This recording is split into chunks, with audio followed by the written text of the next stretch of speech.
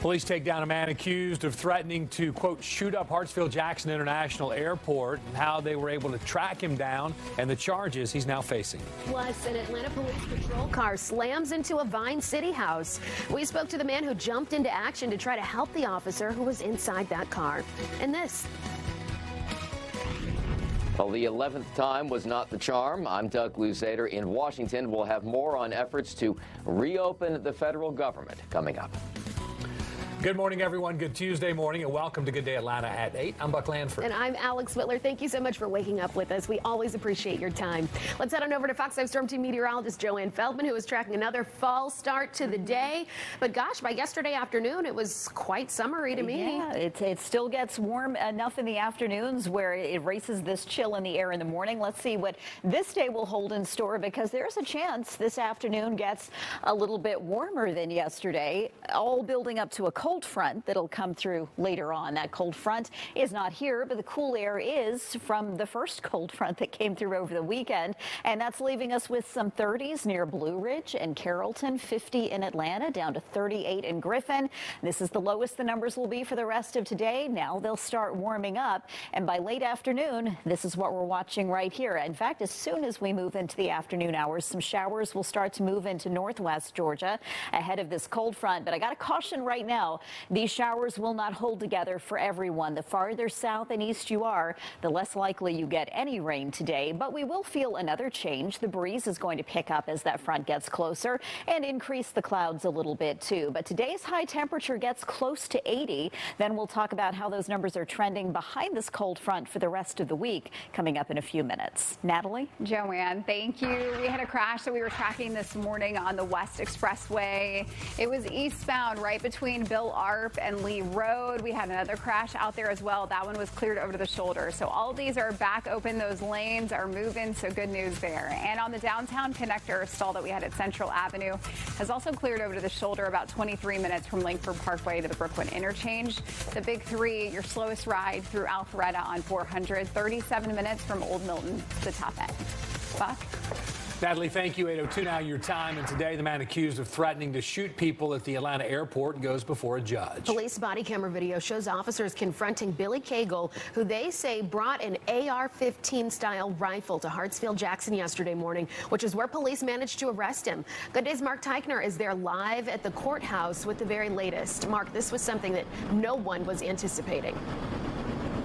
This could have been a really bad situation.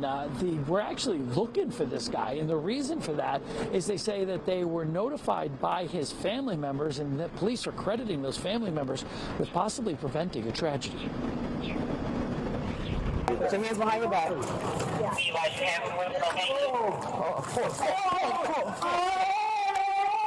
You're watching Atlanta police arrest Billy Cagle at Hartsfield-Jackson International Airport. The 49-year-old is accused of threatening to, quote, shoot up and harm as many people as possible at the airport. Police video shows officers finding an AR-15 rifle in Cagle's truck with a bullet in the chamber and 26 more in a magazine. I do believe that Mr. Cagle was headed back to his truck to retrieve it, and I do believe he was likely to use that weapon inside the crowded terminal. Airport surveillance video shows Cagle's truck parked at the curb of the South Terminal. He's later seen walking around the airport. Investigators say Cagle seemed to be interested in the area around the TSA checkpoint. What are your reasons at the airport right now? Officers who'd been on the lookout for Cagle intercepted him within minutes of his arrival. After confirming his name, they placed him into custody. Cagle's family notified Cartersville police about the threats, which they say he streamed online. They also told officers Cagle had been battling mental illness. Police say the family's actions likely prevented a tragedy. The family saw something and said something. The family knew they had a family member in crisis. Cagle facing charges of faking terroristic threats, as well as attempting to commit aggravated assault and weapons counts. Fox 5 will have a camera in the courtroom, and we'll let you know how things play out later in the day. Reporting live from Clayton County, I'm Mark Teichner for Good Day Atlanta. Gosh, his family really might be the hero in this situation. Mark, thank you. Yeah.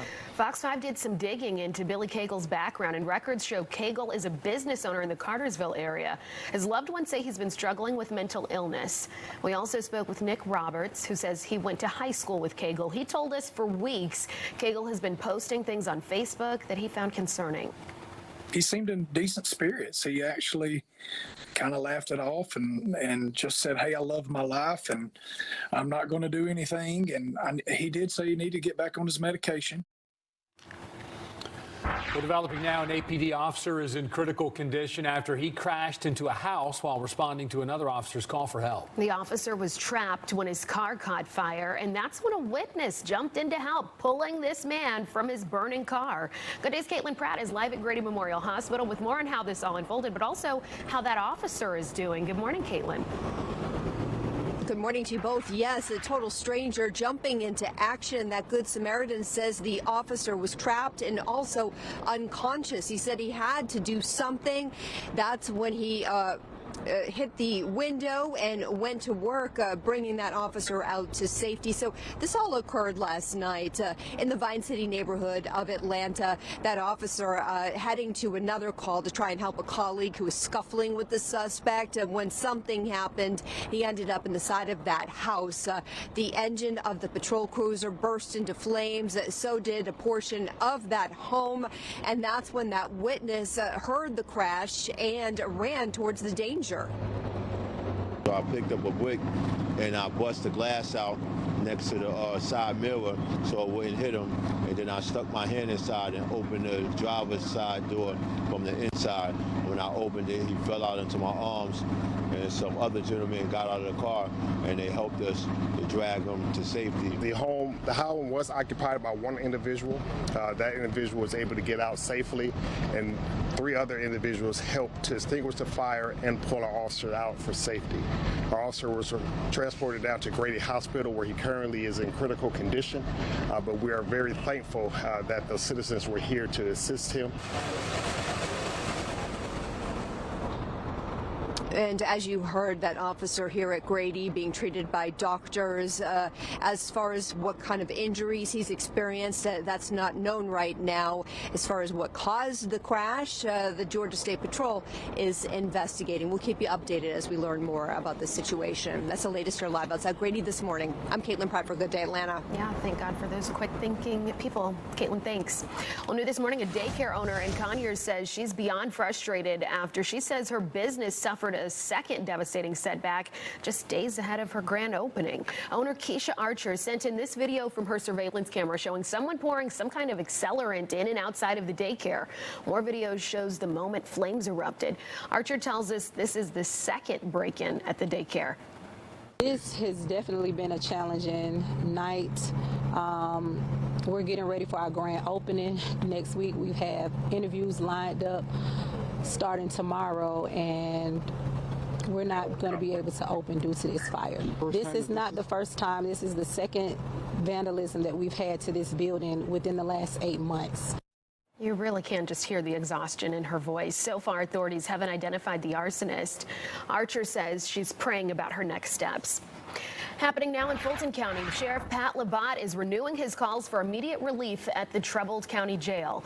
Last week, there were 4 reported stabbings at the jail, and 3 of them happened Friday alone. Labatt says his pleas for a new facility have fallen on deaf ears among Fulton County commissioners, but at least one Atlanta City councilman is showing support.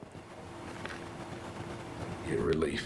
I've said that since 1/1/21 when I took office, said that at the beginning of my second term, and I will continue to say that. We need action now.